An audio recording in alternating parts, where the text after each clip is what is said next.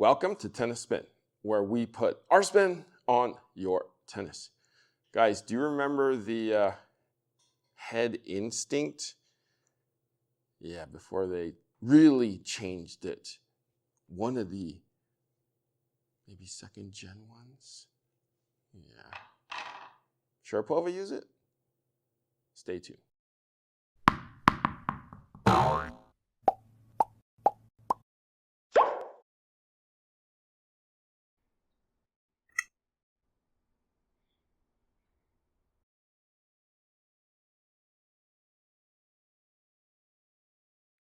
What are you doing?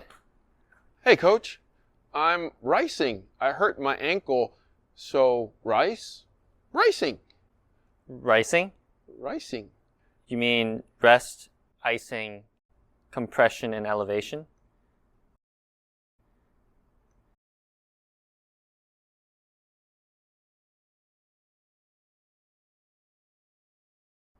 Rice?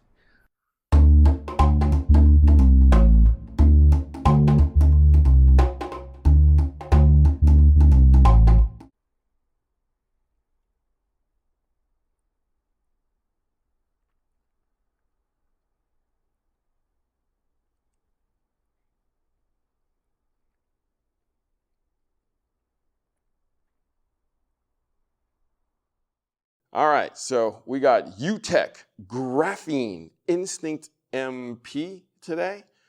Yeah, these were the final rackets in Coach Jared's box, and wondering who in Kira's family played with this. These were interesting rackets. They were kind of like a pure drive-ish, but more of an oval-shaped head. 100 square inches, the introduction of graphene in the throat area. So graphene was a little interesting. They put these little things in there called graphene, and they were as light as titanium and as strong as titanium that they brought in here to stabilize the throat area. Yeah, people said it kind of worked. I mean, this was 15, 16 years ago. But let's take a look at the Graphene Instinct MP, well, UTech Graphene Instinct MP specs here. It's 11 ounces strung, 330 on the bounce, 3 points head light, 310 on that swing weight, 70 stiff on this frame. The beam was a 23 on the top, middle was 24.5, and it thinned out at the throat at 22.5 millimeters. Head size is 100, pattern is a 16 by 19. Those are very, very similar numbers to a lot of rackets on the market. I do, however, enjoy the 70. I like it on a stiffer side.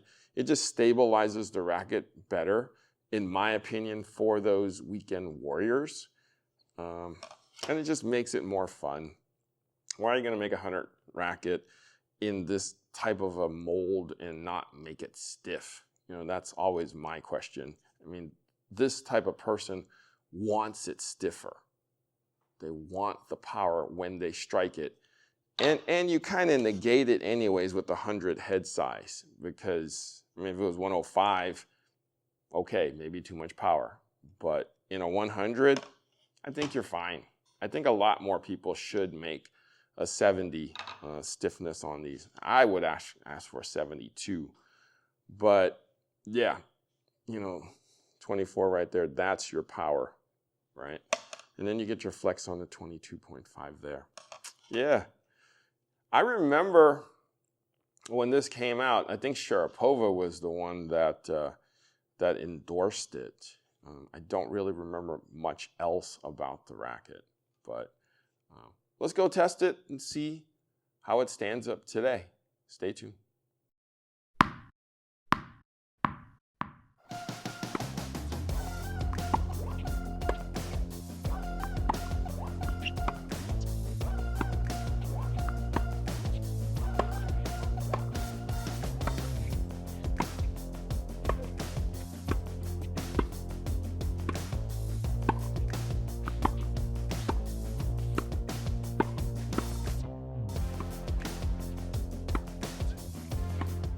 All right, just got off the court with the Instincts. Harry, To be exact, UTech Graphene Instinct MP. Yes, fix Coach. the hat. Your audience does not want to see that. Would you rather see that? Maybe, but Like a dog? One of those dogs with the, you know. I don't know if I want to see that. All right. Here we go. All right, X-Men. Anyways, Instinct. Talk to me. I picked it up and immediately wanted to put it down. Oh no. The grip shape, I don't remember using this much before this, and I would definitely remember picking up a grip that felt like this and being going, no thank you. Okay. I kind of got what you're talking about. And we're not talking about the grip that's on it. We're talking the shape of the grip. Yeah, I don't know if you guys can actually see this, but I'm going to show you that. You see how the long side is like really long, and then the short side is like really short. So you got a nice little flat surface here, like aircraft carrier coming, you know, landing of F-14 or something, landing on an aircraft carrier. It's that flat and that wide. Whereas this one, you're going to have to be skateboarding on that and doing one of those things that you glide on. You know, that's what I'm saying. That's the only way I can describe it, is that so when you put it on your thing, it's like way flat on the wide side and then way short on that side. So it's like holding a Hershey's bar. Really? It's the only way I can describe it. You know how a Hershey's bar It's been is a while just, since I had a Hershey's bar. but it's like flat like that and it's long and then it's just skinny, you know, right? So it's like holding that like that on a grip. Okay. It's the only way I can describe it. Yeah, You know, it ain't no Snickers. Nope, it's not a Snickers. It ain't no Mars bar. No Mars. Or Milky Way. No Twix. Anyways, I'm craving a freaking candy bar now. But anyways, aside from the grip, I mean, I know you probably couldn't get past the grip, but you hit okay with it. I was hitting okay with it, but on the grip, it was man. not feeling good. Okay. Anything I hit a little bit just tweaked in my hand. Oh, interesting. And this was actually meant for a continental grip, is what I'm thinking.